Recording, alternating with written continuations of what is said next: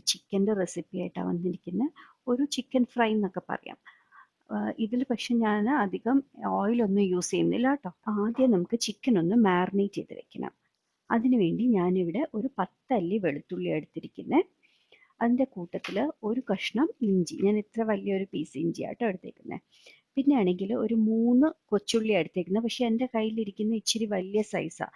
ഇപ്പം നിങ്ങളുടെ കയ്യിൽ ചെറുതാണെങ്കിൽ ഒരു 5-6 എടുക്കണം കേട്ടോ.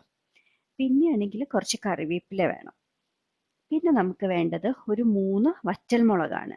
ഇനി ഇതിനകത്തോട്ട് ഒരു 5 ഏലക്കയും ഒരു 4-5 ഗ്രാമ്പും ഒരു കഷ്ണം പട്ടയും 1 ടീസ്പൂൺ മുഴുവൻ കുരുമുളകും ഒരു 1/2 ടീസ്പൂൺ മഞ്ഞൾപ്പൊടിയും ഒരു 1 ടീസ്പൂൺ മുഴുവൻ മല്ലി കൂടെ ചേർത്ത് കൊടുത്തിട്ടുണ്ട്. ഇനി നമുക്കിതൊന്ന് അരച്ചെടുക്കണം. ഞാനൊരു ശകലം വെള്ളം ഒഴിച്ചാട്ടോ അരച്ചത്. ഇനി നമുക്ക് ഈ അരച്ച് വെച്ചിരിക്കുന്ന മസാല നമ്മളുടെ ചിക്കനിൽ ഒന്ന് പുരട്ടി വെക്കണം. ഞാനിവിടെ 1 കിലോ ചിക്കനാട്ടോ എടുത്തിരിക്കുന്നത്. നമ്മൾ ഈ മസാലയ്ക്ക് വേണ്ടിയിട്ട് വറ്റൽമുളക് ഇട്ടില്ലേ, ഇപ്പം വറ്റൽമുളക് ഇടണ്ടെങ്കിൽ ഒരു 3/4 ടീസ്പൂൺ മുളക് പൊടി ചേർക്കാം കേട്ടോ. അതുപോലെ മുഴുവൻ മല്ലിക്ക് പകരം നമുക്കൊരു 3/4 ടീസ്പൂൺ മല്ലിപ്പൊടി ചേർത്താലും മതിയേ. ഇനി നമുക്ക് ആവശ്യത്തിന് ഉപ്പും നാരങ്ങ നീര്, ഞാനിവിടെ ഒരു നാരങ്ങയുടെ പകുതി ആണ് കേട്ടോ എടുത്തിരിക്കുന്നത്. നാരങ്ങ നീരും കൂടെ ചേർത്ത് നന്നായിട്ട് മാരിനേറ്റ് ചെയ്ത് വെക്കണം. ഞാൻ ഈ മസാല അരച്ച സമയത്ത് പെരിഞ്ജീരകം ഇടാൻ മറന്നു പോയിട്ടുണ്ട്. അപ്പം ഞാനൊരു 3/4 ടീസ്പൂൺ പെരിഞ്ജീരകം പൊടിച്ചതും കൂടെ ചേർത്ത് കൊടുക്കുന്നുണ്ട് കേട്ടോ ഇപ്പം. ഇനി നമുക്ക് ഒരു അരമണിക്കൂർ ഇത് മാറ്റി വെക്കണം. ഇതിപ്പോൾ ഒരു അരമണിക്കൂർ കഴിഞ്ഞിട്ടുണ്ട്. ഇനി നമുക്ക് ഈ മാരിനേറ്റ് ചെയ്ത് വെച്ച ചിക്കൻ ഒന്ന് വേവിച്ചെടുക്കണം.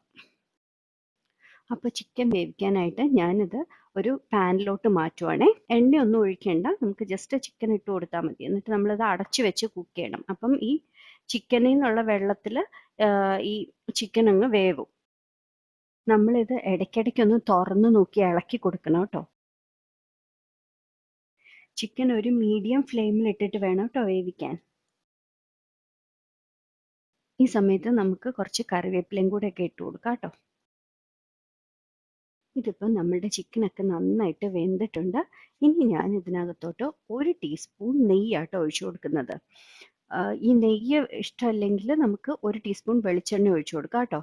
ഇനി നമ്മൾക്ക് ഇത് നന്നായിട്ട് തീ കുറച്ച് മീഡിയത്തിൻ്റെയും ഹൈയുടെയും ഇടയ്ക്കിട്ടിട്ട് നമ്മൾ നന്നായിട്ടത് ഒന്ന് മൊരിയിച്ചെടുക്കണം. ഈ ചിക്കൻ്റെ എല്ലൊക്കെ ഇങ്ങനെ ഒരു ബ്രൗൺ നിറത്തിലാക്കി എടുക്കണം. നമ്മൾ നെയ്യ് ഒഴിച്ച് കഴിഞ്ഞിട്ട് ഒന്ന് ചെറുതായിട്ട് ഈ പീസസ് ഒക്കെ ഒന്ന് തിരിച്ചു മറിച്ചൊക്കെ ഒന്ന് ഇട്ട് കൊടുത്താൽ മതി കേട്ടോ. അപ്പം അതൊന്ന് മൊരിഞ്ഞ് വന്നോളും. അപ്പം നമ്മുടെ ചിക്കൻ ഫ്രൈ റെഡി ആയിട്ടുണ്ട്. ഇതിൽ നമ്മൾ ആകെ 1 ടീസ്പൂൺ നെയ്യേ യൂസ് ചെയ്തിട്ടുള്ളൂ. ഇനി നെയ്യ് ഇഷ്ടമില്ലെങ്കിൽ നമുക്ക് വെളിച്ചെണ്ണ യൂസ് ചെയ്യാം കേട്ടോ. ഒരു ടീസ്പൂൺ വെളിച്ചെണ്ണ തന്നെ മതിയാവും. പിന്നെ നിങ്ങൾക്ക് കൂടുതൽ എണ്ണ വേണമെങ്കിൽ കൂടുതൽ ചേർക്കാം കേട്ടോ. അപ്പോൾ എല്ലാവരും ഇതൊന്ന് ട്രൈ ചെയ്ത് നോക്കണം. ട്രൈ ചെയ്തിട്ട് ഫീഡ്ബാക്ക് പറയണം.